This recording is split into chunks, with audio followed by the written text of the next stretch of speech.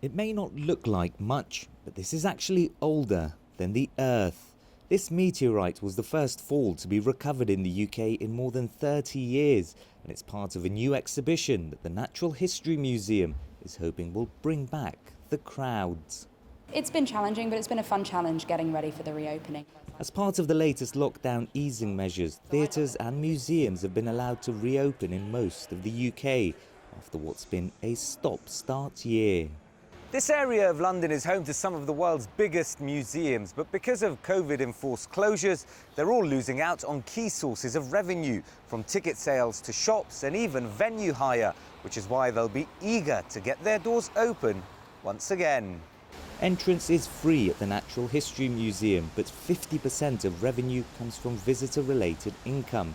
Safety precautions will mean guests will need to wear masks and socially distance, but many seem excited to return.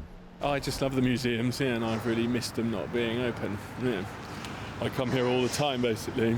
Just the fact of going somewhere with people and interacting with people normally again just excites us, obviously. I'm a mum, I've got 3 young children, we live locally, and they're a really big part of our lives. There are concerns that financial pressures as a result of COVID-19 may force many smaller museums in the UK to shut for good. Even for the major players like the NHM, visitor numbers will be restricted and international travel remains largely grounded.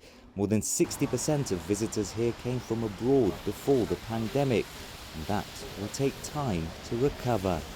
I think inevitably there will be some changes, but we are an internationally visited location. I think people will always appreciate seeing things in person, getting to touch things in person. So I think the museums will always have that to offer, and that will be something that I think people will really value, especially after the past year.